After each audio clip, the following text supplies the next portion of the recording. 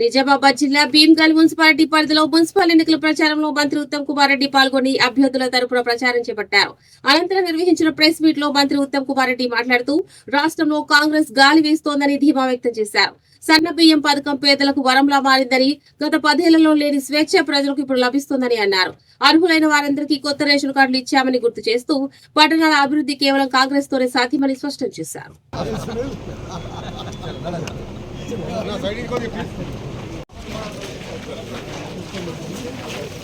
Congress party చేతి గుర్తుకు ఓటైంది. ఇప్పటికే భీమ్గల్ మున్సిపాలిటీ గెలుస్తామని ఈ రోజు ఉదయం కూడా నాకు వచ్చిన సర్వే చాలా స్పష్టంగా వచ్చింది. అయితే మరి భీమ్గల్ మున్సిపాలిటీ ఉన్న బాలకొండ నియోజకవర్గంలో ప్రియ మిత్రుడు మరి పోటీ చేసిన అభ్యర్థి ఇన్ఛార్జ్ సునీల్ గారి ముత్యాల సునీల్ గారి సమర్థవంత నాయకత్వంలో, అదేవిధంగా మాజీ ఎమ్మెల్యే కార్పొరేషన్ చైర్మన్ అనిల్ గారు, మాజీ డిసిసి అధ్యక్షుడు కార్పొరేషన్ చైర్మన్ మోహన్ రెడ్డి గారు, మరి మాజీ రాష్ట్ర కిసాన్ సెల్ అధ్యక్షుడు ప్రజెంట్ కూడా కార్పొరేషన్ చైర్మన్ కాబట్టి అది మాజీ అనుకున్నా, కార్పొరేషన్ చైర్మన్ కిసాన్ సెల్ అధ్యక్షుడు రెండు అన్వేష్ రెడ్డి గారు, మరి రమేష్ రెడ్డి గారు, వీరందరి నాయకత్వంలో భీమ్గల్ మున్సిపాలిటీలో నిస్సందేహంగా మరి క్లీన్ స్వీప్ కాబోతుంది. ప్రతి కౌన్సిల్ కూడా భారీ మెజారిటీ రాబోతుంది. మరి ఇప్పటి నుంచి పోలింగ్ అయిపోయే వరకు మీరందరూ అసలు ఒక్క నిమిషం కూడా సమయం వేస్ట్ చేయకుండా నిద్రాహారాలు మారి ప్రతి ఓటర్ని 1 పైసాల కలిసి మరి ఓటు 11వ తారీఖు మరి లేటుగా నిద్రపోకుండా పొద్దున్నే లేచి 5 గంటలకు లేచి వెహికల్స్ పెట్టి ఓటర్లని ప్రోత్సహించి ఓటింగ్ తీసుకుపోయి మీ కౌన్సిల్లో మరి పెద్ద మెజారిటీతో గెలిపించే విధంగా మీరందరూ కృషి చేయాలని చెప్పి మేము మనవిస్తున్నాం. మరి ప్రశాంత్ రెడ్డి మాజీ మంత్రి ఇప్పుడు ఉన్నాడు,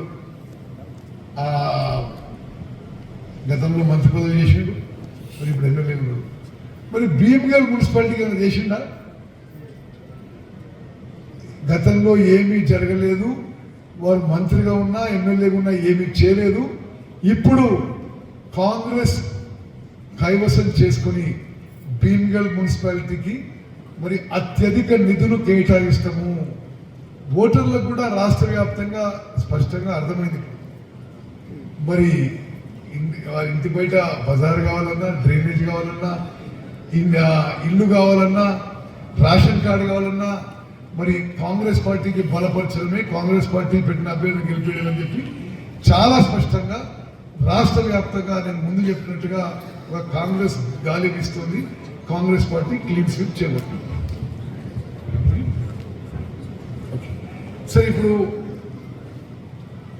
మీరు ఒక రాష్ట్రంలో ఉన్న అధికారిక యంత్రాంగం చూసినా మరి రాష్ట్ర ప్రభుత్వం కాంగ్రెస్ ప్రభుత్వం ఉంది కాబట్టి ఇక్కడ కూడా కాంగ్రెస్ మున్సిపాలిటీ గెలిపించుకొని తప్పనిసరిగా భీమ్గల్ మున్సిపాలిటీ శరవేగంగా అభివృద్ధి చెందే విధంగా ముందుకు పోదామని చెప్పి నేను అందరికీ మనవి చేస్తున్నా. మరి విలేకరు మిత్రులందరికీ ధన్యవాదాలు. ఇప్పుడు నేను అభ్యర్థి సభ్యుడు మనం థ్యాంక్ యూ.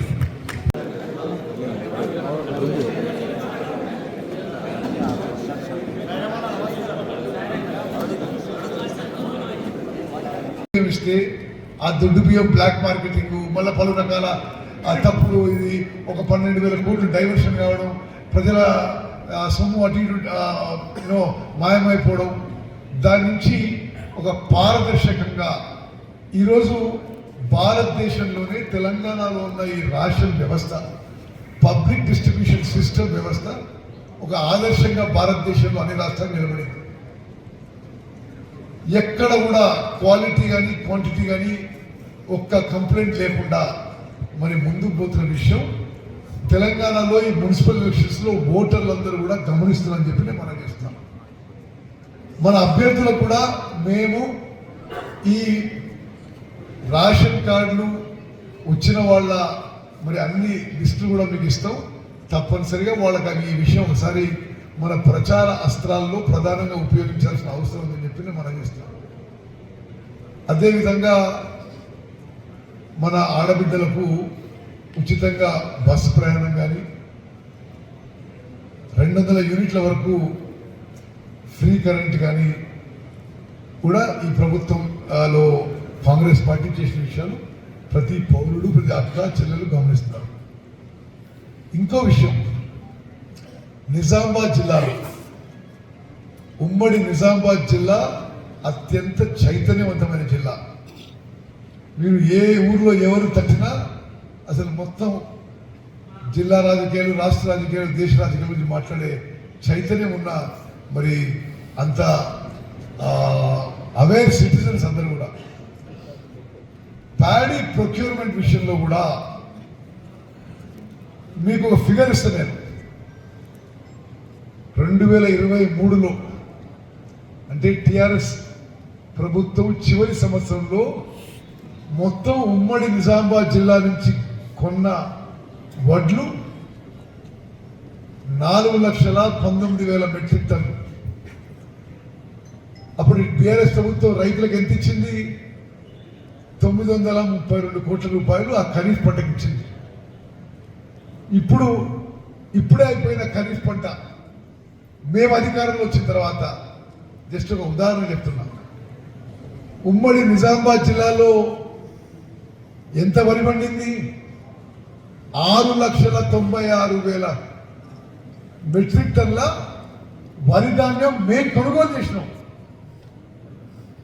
ఎక్కడ 4,19,000, ఎక్కడ 6,96,000 మెట్రిక్ టన్లు వరి ధాన్యం కొనుగోలు. ప్రొక్యూర్మెంట్ ఏ స్థాయిలో పెరిగిందో చూడండి, నియర్లీ 50% పెరిగింది.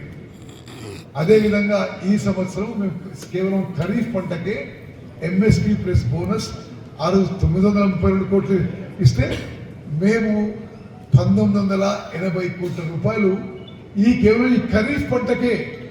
ఈ ఖరీఫ్ పంటకే ఉమ్మడి నిజామాబాద్ జిల్లాలో రైతులకు ఇవ్వడం జరిగింది. అదేవిధంగా ఈ గోదావరి బేసిన్లో కానీ కృష్ణా బేసిన్లో కానీ బీఆర్ఎస్ ప్రభుత్వంలో 10 ఏళ్ల కంటే ఎక్కువ గోదావరి నదీ జలాలు ఉపయోగించుకున్నాం, ఎక్కువ కృష్ణా నదీ జలాలు ఉపయోగించుకున్నాం.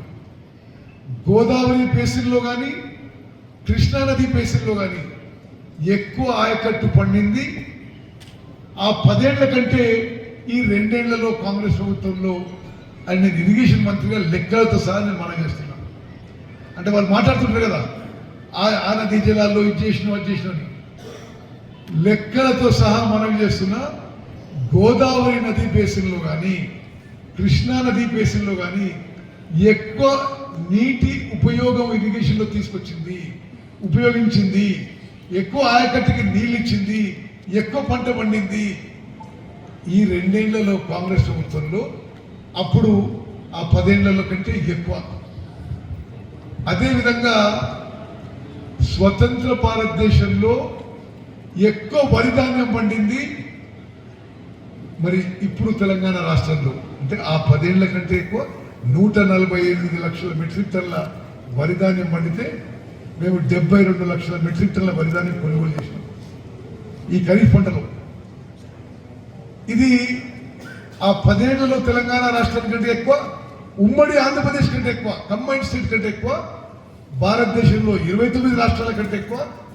భారత ప్రభుత్వం Telangana is number 1 paddy producing state in the country అని ప్రకటన చేసింది భారతదేశంలో.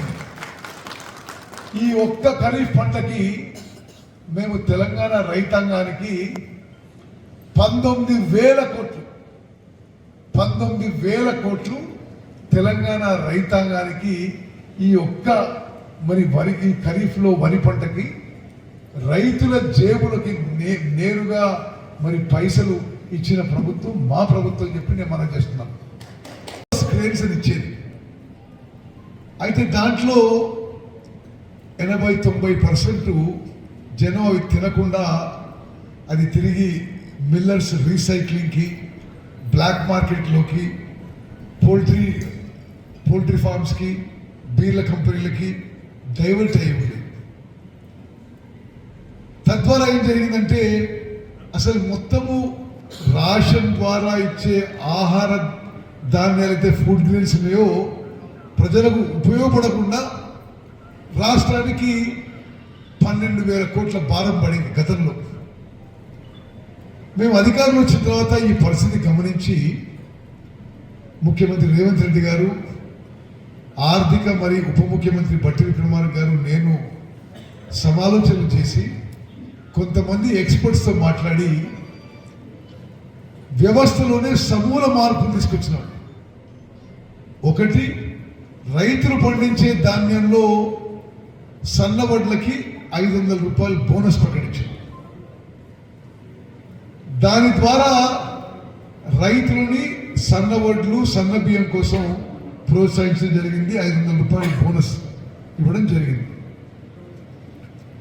మన రాష్ట్రంలోనే పండించిన వడ్లని రాష్ట్ర ప్రభుత్వం 500 రూపాయలు కొనుగోలు, 500 బోనస్ ఇచ్చి కొనుగోలు చేసి మన రాష్ట్రంలోనే మిల్లర్లకి కస్టమ్ మిల్లింగ్ ఇచ్చి మన మిల్లులకు కూడా మరి సరి అయిన యాక్టివిటీ క్రియేట్ చేసి ఆ బియ్యాన్ని ఈరోజు రాష్ట్రంలో 3,17,00,000 మందికి 13,17,00,000 కోట్ల ఖర్చుతో ప్రతి వ్యక్తికి జనాభాలో 85% జనాభాకి సన్న బియ్యం ఉచితంగా 6 కిలోలు ఫైన్ రైస్ ఇవ్వడం జరుగుతుంది. ఇది ప్రజలందరూ గమనిస్తున్నారు. అంటే నీకు కాంగ్రెస్ ప్రభుత్వం వచ్చే వరకు ప్రజలు ఏం తింటున్నారు, ఇది ఆహార భద్రతనా, ఇది ఫుడ్ సెక్యూరిటీయా, ఎక్కడ కొనుక్కుంటున్నారు, 60 రూపాయలకు సన్న బియ్యం కొనుక్కొని తింటున్నారు, ఎవరు పట్టించుకోలే. మేము వచ్చిన తర్వాత ఒక మనిషి యొక్క ప్రాథమిక అవసరం, రిక్వైర్మెంట్ బట్టి కడుపు నిండా అన్నం పెట్టాలి. ముందు 85% జనాభాకి ఈరోజు తెలంగాణలో కాంగ్రెస్ ప్రభుత్వం ముఖ్యమంత్రి రేవంత్ రెడ్డి గారి నాయకత్వంలో 85% జనాభాకి కంప్లీట్ ఫుడ్ సెక్యూరిటీ, సంపూర్ణ ఆహార భద్రత కల్పించి మంచి క్వాలిటీ 6 కిలోలు ఉచితంగా సన్నబియ్యం ఇస్తున్న విషయం ప్రజలందరిలో ఒక నిశ్శబ్దంగా కాంగ్రెస్ పార్టీ పట్ల, కాంగ్రెస్ ప్రభుత్వం పట్ల చాలా పాజిటివ్ అట్మాస్ఫియర్, ఒక గేమ్ చేంజర్గా మారిన విషయం కూడా నేను మనం చూస్తాను. అదేవిధంగా 10 ఏళ్ల పాటు బీఆర్ఎస్ ప్రభుత్వంలో కొత్త రేషన్ కార్డులు ఇవ్వలేదు. వాళ్ళు ఏం అబద్ధాలు చెప్పినా అది కుదరదు. కంటే నేనే సివిల్ సప్లైస్ మినిస్టర్. ఆ 10 ఏళ్ళ రికార్డులు ఉన్నాయి, అంతకుముందు రికార్డులు ఉన్నాయి, పాత రికార్డులు ఉన్నాయి. మేము వచ్చిన తర్వాత ఆ విషయంలో కూడా చాలా లిబరల్గా అర్హత ఉన్న వాళ్ళందరికీ రాజకీయాలకు అతీతంగా నువ్వు కాంగ్రెస్ పార్టీయా, బీఆర్ఎస్ఆ, బీజేపీయా, ఎంఐఎంఆ, సిపిఐయా, సిపిఎంఆ మేమేం అడగలే. అర్హత ఉన్న వాళ్ళందరికీ కూడా అందరికీ రేషన్ కార్డు ఇచ్చినాం. అంటే 3,70,00,000 జనాభాలో 3,17,00,000 మందికి ఆల్మోస్ట్ 85% పాపులేషన్కి పాత రేషన్ కార్డులు, కొత్త రేషన్ కార్డులు కలిపి అందరికీ ఉచితంగా మంచి క్వాలిటీ సన్నబియ్యం మనం పండించిన మన రాష్ట్రంలో మిల్లింగ్ అవుతున్న సన్నబియ్యం జరుగుతుంది. రాష్ట్రంలో కాంగ్రెస్ గాలి వీస్తోంది. సాధారణంగా అధికార పార్టీకి, ప్రభుత్వానికి కొంత యాంటీ ఇన్కంబెన్సీ ఉంటుంది సాధారణ. కానీ ఈసారి నేను గమనించేది ఏంటంటే, అంటే నా సుదీర్ఘ రాజకీయ అనుభవం, నేను 7 సార్లుగా ప్రజాపతిగా వరుసగా ఎన్నికైన అనుభవంతో ఈసారి తెలంగాణలో స్పష్టంగా ప్రో కాంగ్రెస్ వేవ్ ఉంది. ఇప్పుడు మనం 11వ తారీఖు పోలింగ్ పోయే 120 కార్పొరేషన్లు, మున్సిపాలిటీస్లో కాంగ్రెస్ పార్టీ క్లీన్ స్వీప్ చేయబోతున్నది.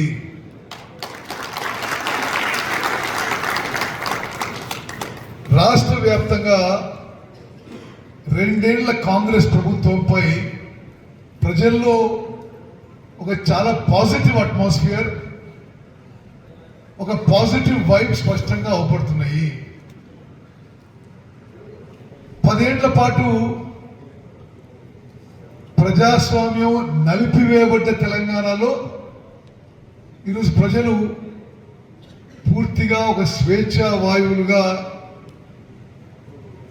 జీవిస్తూ అదేవిధంగా అభివృద్ధి సంక్షేమ ఫలాలపై కూడా పూర్తి సంతృప్తి వ్యక్తం చేస్తున్నారు. నేను ముందు చెప్పినట్టుగా నా సుదీర్ఘ రాజకీయ అనుభవంలో స్వతంత్ర భారతదేశంలో 29 రాష్ట్రాల్లో కూడా ఈరోజు ఎంత పాజిటివ్గా సంక్షేమ పథకాలు పోతున్నాయో బహుశా భారతదేశంలో ఏ రాష్ట్రంలో ఎన్నడూ కూడా జరగలేదు.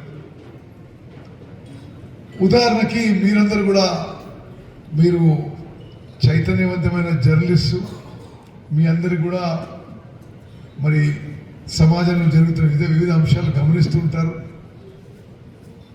సన్నబియ్యం పథకం తెలంగాణ ప్రజా జీవితంలో, తెలంగాణ రాజకీయంలో ఒక గేమ్ చేంజర్గా నిలబడిపోతుంది. మీరు ఒకటి గుర్తుపెట్టుకోవాలి, భారతదేశం మొత్తంలో జరుగుతున్న కేంద్ర ప్రభుత్వం ద్వారా జరుగుతున్న రేషన్ ఆహార ధాన్యాల పంపిణీ కానీ, తెలంగాణ రాష్ట్రంలో గత 10 ఏళ్లుగా బీఆర్ఎస్ ప్రభుత్వం జరిగిన పంపిణీలో కానీ ఏదైతే ఆహార ధాన్యాలు పీడిఎస్ సిస్టంలో, పబ్లిక్ డిస్ట్రిబ్యూషన్ సిస్టమ్, రేషన్ సిస్టంలో డిస్ట్రిబ్యూట్ చేయబడుతున్నాయో దేశవ్యాప్తంగా కానీ గత 10 ఏళ్ళు బీఆర్ఎస్ పరిపాలనలో తెలంగాణలో కానీ ఉమ్మడి ఆంధ్రప్రదేశ్లో కానీ ఏదైతే ఆహార ధాన్యాలు రేషన్లో ఇచ్చే అలవాటు ఉందో అది ప్రజలు తినడం లేదు.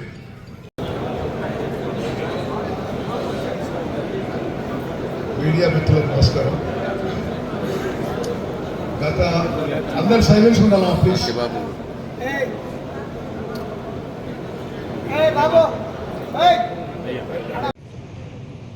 అప్పుడు టీఆర్ఎస్ ప్రభుత్వం రైతులకు ఎంత ఇచ్చింది? 932 కోట్ల రూపాయలు ఆ ఖరీఫ్ పంటకు ఇచ్చింది. ఇప్పుడే అయిపోయిన ఖరీఫ్ పంట మేము అధికారంలో వచ్చిన తర్వాత, జస్ట్ ఒక ఉదాహరణ చెప్తున్నాను, ఉమ్మడి నిజామాబాద్ జిల్లాలో ఎంత వరి పండింది? 6,96,000 మెట్రిక్ టన్ల వరి ధాన్యం మేము కొనుగోలు చేసినాం.